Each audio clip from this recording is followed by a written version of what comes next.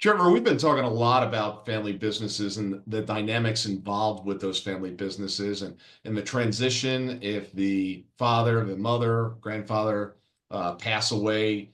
What's the entry into these businesses? What are you finding there? Well, I think the discussion for when prospects, clients, families are coming to us to have these discussions is they kind of need support. Number one, they've potentially been starting the conversations within the direct family members. Maybe it's the dad, the mom, brothers and sisters. The most common entry point for us is there is one person in charge that's making the majority of the decisions, and has the majority of the knowledge of how the business works all in their head.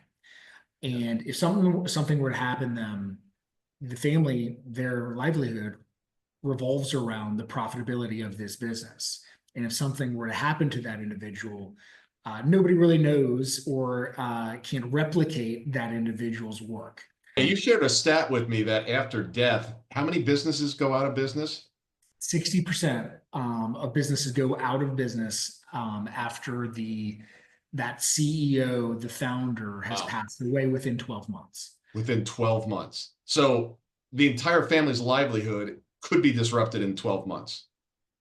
And that's not an acceptable stat. We have to No. fight. We have to fight and defend against being a part of that stat as much as humanly possible. Yeah. It's interesting. We're always looking at SWOT analysis, right? What are the risks that could threaten the business? And this particular risk, death of the owner, is going to happen 100% of the time. It's just a question of when. And nobody wants to talk about death, me included. Right. Yeah. Our job as the advisor in these scenarios is to bring up and talk about the elephant in the room. Yeah. That's just part of what we have to do, and if we're not involved, it's one of these things. Put it on the back burner. There's a lot of other happy things that we want to talk about, and we want to talk about vacations and all this kind of stuff. But this is part of our job it's risk management. This is part of our job is to defend against what we already know. This is a 100% likelihood of happening. So let's just rip off the Band-Aid and have the difficult discussion. And it's not like it has to happen. It can't happen within 7 to 30 days. This is a process that has to happen over a solid year, and kind of just nibbling away at creating the structure for transition. This is the main, entry point for which we're working with families is the stability of the main source of income that the family has coming in. If speaking of my own family, if I were to die, I would want. Yeah. What would happen if you died tomorrow? I would want my family to cry and mourn selfishly. I want them to miss me, right? Not be pulling their hair out on how do I make payroll. Right. I want you to actually have the grieving process, right? Yeah. And so that's very selfish of me. But that's kind of entry point number one is the business in general. Entry point number two, which we are working on simultaneously with families as well, is kind of just being a Sherpa for the operations of the family as well. Yeah. So we've tackled the operations of the business, but the operations of the family, and we've created the family business, the family operations blueprint. So we go over who are the contacts of your personal life. It could be your personal lawyer, your personal CPA, your insurance for your home, your auto, et cetera. Who are these people that you're even supposed to contact? But even furthermore, the last thing your spouse or your family members are going to want to do is contact 20 people. It's like, okay, I've got the list, but who's the first point of contact, the second point of contact, the third point of contact, and who's going to be able to shepherd you along, that journey in and of itself. Because let's face it, you're fortunately not having to go through this kind of tragedy all the time, right? So who's going to be able to handhold you in that process? Over the last 3 years since I've been creating this blueprint, even for my personal family, it is the most visited document that I have in my Google Docs lists of sheets. That, I mean, that's pretty powerful that I am in that document more than anything, to keep things updated. And what you end up getting out of this process is actually also the need for simplification. Yeah. You don't need 20 different investment accounts. You need one. You Right. don't Right. need, you've got your auto advisors and you've got your human advisor. Do you really need both? If depending if you're a DIY person, maybe that you're all in on the index funds, et cetera. Right. But if you want the human relationship, especially which I think is important for a family, then let's consolidate it with that one advisor. So this is a good segue here. So really the blueprint plan for this is a 12-month consulting arrangement with families that have family businesses where you talk with them, once a month, a couple times a month, where they basically start to fill out their plan, and then you consult with them along the way to not only address what they currently have, but okay, what should it look like? Because it might be a little different than what it is right now. And it's not only just the money and the dollars and the passwords and all that stuff, but there's a psychological aspect to this as well. And it's a tool for having these open, transparent discussions. Again, getting to the mourning, we want to be able to mourn, but you might have spoke with your spouse or your kids about how you'd like to be buried casually. Do you have that documented anywhere? We actually create the net worth documents as well, where our assets, where our liabilities, right? What bills have to be paid thereafter. What insurance policies do we currently have in place? And going through this process, you see how many gaps there are. Yeah. You might not have a disability policy. I don't sell insurance, right? But Right. again, we're looking holistically at your plan and transitioning from husband to wife, vice versa, to kids, and just having just a holistic conversation. We just, with one of our clients, we were having it last week, the kickoff call, and they have kind of one of the spouses has kind of a rudimentary document that she's been tracking. The other spouse has no idea this document even exists. Didn't even know it existed.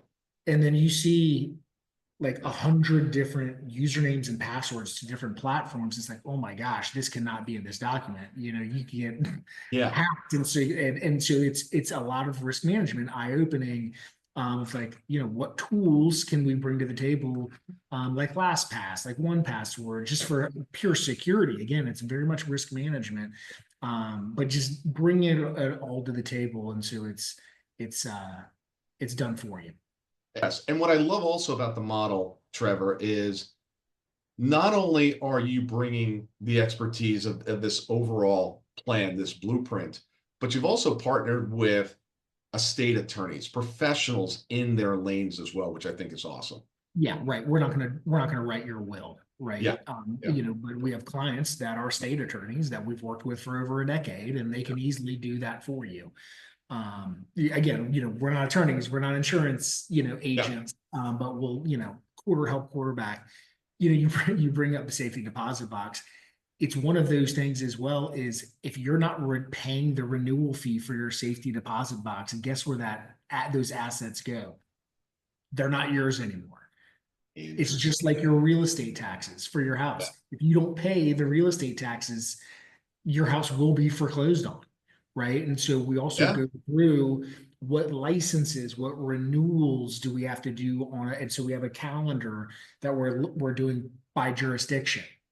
So you have federal renewals, you have Georgia renewals, you might have California, New York renewals. What are all these other things, whether they're insurance policies, they're LLCs, even renewing your CPA license, right? Whatever the profession is. Yeah. We have all these data points, when are the tax returns due, of when these renewals need to happen. So it's a blueprint, so we all have that in one place. Unfortunately, while we hire advisors in these certain professions like insurance agents, you're just hoping that they're going to follow up with you about your renewal. Well, what if they forget? Yeah. What if they have turnover in their own company and you just didn't renew your life insurance policy? Or your Somehow, fire insurance. yeah, fire insurance, flood insurance. Yeah. It's you have in our as we grow older and our lives go on, it gets a lot of times more complicated, and we have all these other obligations Yeah. to tend to. And you can't just rely on outside parties. Unfortunately, you have to take ownership of it. And I don't see anybody else doing this, right? Yeah. And Thor, me and you know, we had to do it ourselves because we couldn't rely on anybody else. So we had Yeah. control over Really, the we created this for ourselves, was yeah. where we started with this. It's like, hey, do you have a plan for this? I'm like, kind of. All the best things in life are done selfishly. Yeah. Yeah. And one reason you go through this process is, and why it was the most visited document for me over the last 3 years, is you're consistently updating, Updating. Yeah. this. If you had to get a new insurance policy with a different carrier, well, we have to add that. Who is the contact for that? How much, how much are the premiums, and what is the coverage? And so you have to, all these little things, your crypto wallet need to be just added to the sheet. And that way, especially even before death, let's say you want to buy another home, right? And inevitably the mortgage people are going to say, okay, well, I need your tax returns easy, right? Yep. But what about your net worth statement? You're going to be like, oh my gosh, I haven't updated that, or I just straight don't have it. And the last time I applied for a mortgage was 10 years ago, maybe, Yeah. right? So you haven't been tracking all these holdings that you have that could really help, your ability to get a mortgage, right? Yeah. You forgot you even had this account. One thing that's really fun as we get into phase two, phase three of this, right? You'll have an asset allocation, your Yeah. net worth allocation, X percentages in cash, X percentage securities, X percentage in private investments, X percentage in real estate, et cetera.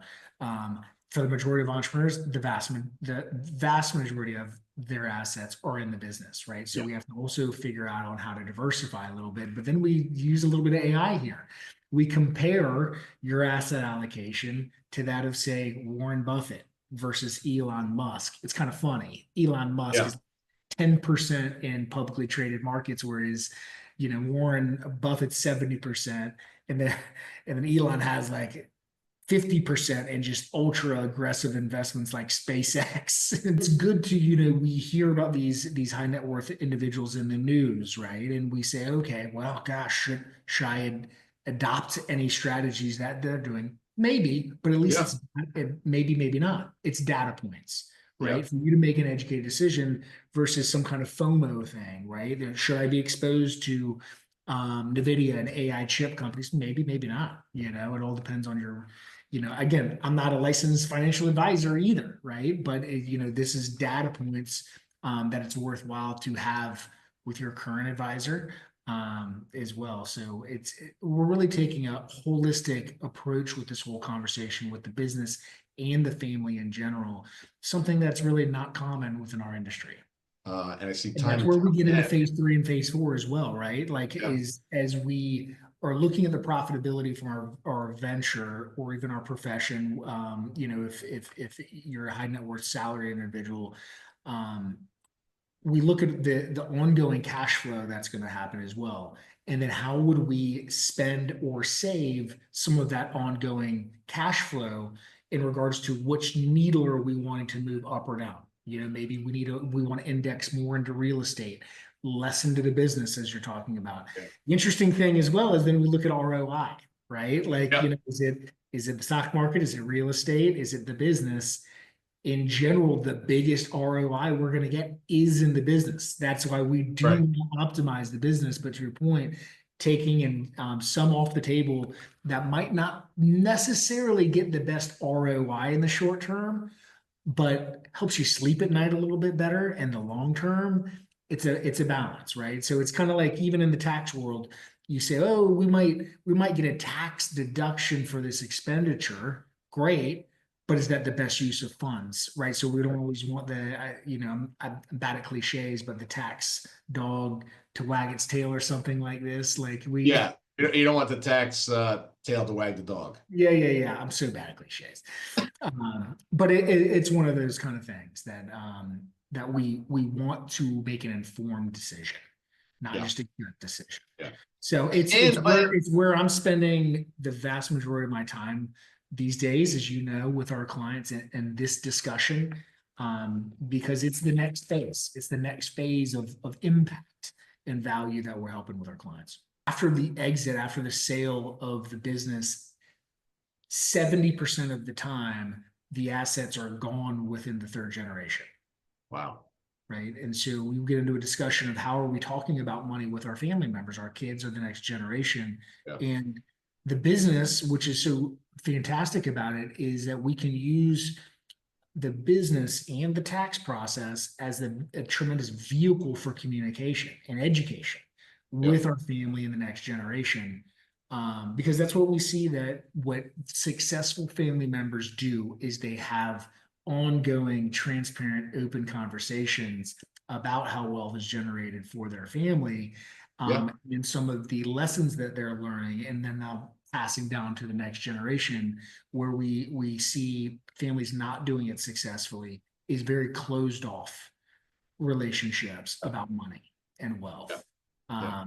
And so it's it's beautiful to see the smile and the light bulb clicking Yeah. on when we're having these discussions, and it's just kind of bringing a like total family clarity. And it's you go into tax deadlines and tax filings. That's actually an awesome, good entry point as well, to have these discussions with family members of, hey, you're going through the process of reporting all your income, how much money you're going to Yeah. have to pay in taxes to the federal government, to the state governments. It's a great talking point to have with your family about, hey, Yeah. this is how this part of our income was taxed. This is how this part of our income was taxed or not taxed. So yeah. Your net worth, and there's more money in the mix, it gets messier. There's also a conversation, even if there isn't a whole lot of generational wealth, right? That there's monetary wealth, right? And that's what we're kind of Yeah. talking a Yeah. lot. And how that's generated, the core values around that, et cetera. But there's also the wealth of just knowledge, that the family has gained over the years. Why are you doing some of the things the way Right. like my dad? Why did he not want to tip 20%? There was some learnings, that my parents are school teachers, right? That there's learnings, there's ways that they were grown up. They're a different generation. My mom handled all money matters. My dad didn't. He didn't Yeah. want anything to do with it.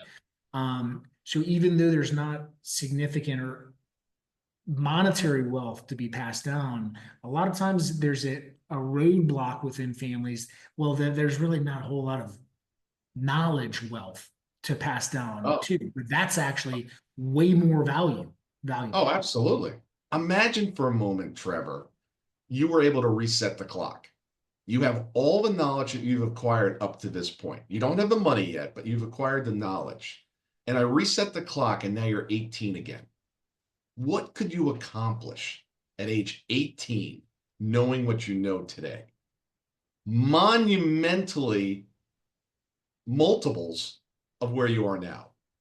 Yeah. And that's really what we're trying to do here, is assemble best practices and things that others have gone through, mistakes that they've made, and said, okay, look, let's address it. Let's not miss the mark here. Let's not let your heirs learn this at a later date. Let's address it now.